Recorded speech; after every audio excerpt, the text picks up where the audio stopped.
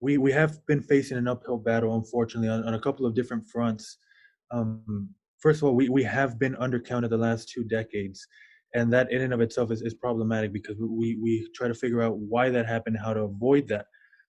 Um, and another one of the big challenges that we have faced is the fact that this census has been primarily promoted to be a self-respond online.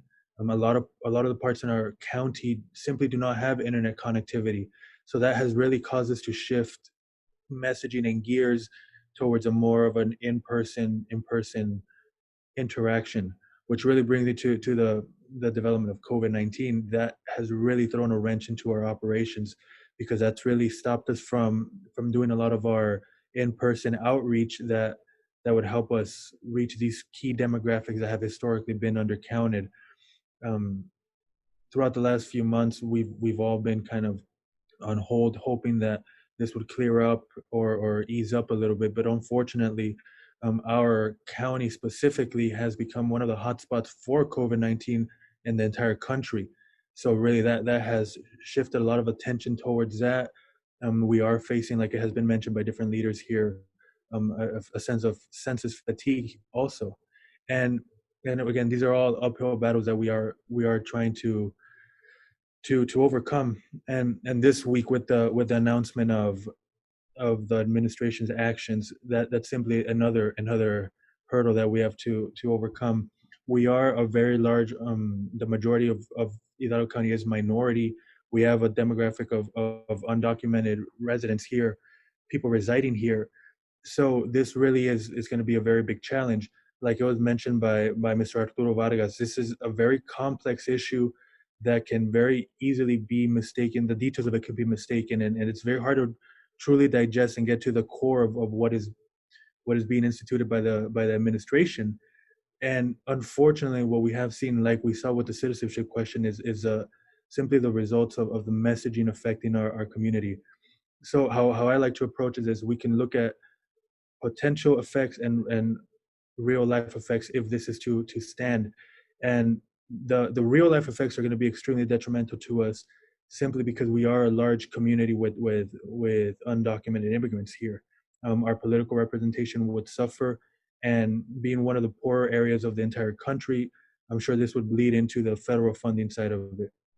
But really, even the potential effects, even if this doesn't uphold, the messaging side of this has been so damaging in our area because people simply don't have the time, they don't have the ability to dive into the weeds of what is actually going on, and they're just entirely taken back and dissuaded from actually participating in the census.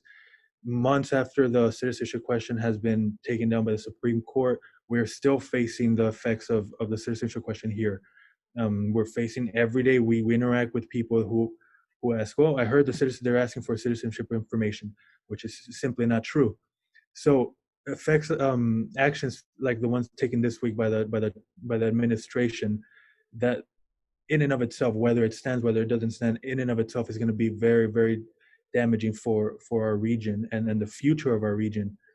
Really, we have one of the best examples going on in our county, the COVID-19 situation. If you are not counted, events like what we're going through right now are going to be much worse. Things like education, things like infrastructure, and really, that's all we can do at the moment is really just push this message of the importance and continue our outreach. We have shifted a lot of our outreach due to the COVID-19 development to to virtual outreach. And like Ms. Stevens has said they've done in their area, we've reached into and tapped into a lot of the local voices, a lot of the local trusted partners, not just government officials, not just nonprofit organizations, but a lot of the local celebrities to say, and really to get them to share our message, because as it was mentioned, the state did not allocate any resources toward this, so this has really landed on a lot on our plate to try to promote it. And we have found that has been successful. We're reaching to these people, to our schools, or essentially the trusted voices of the community, to spread this message and push the importance of it.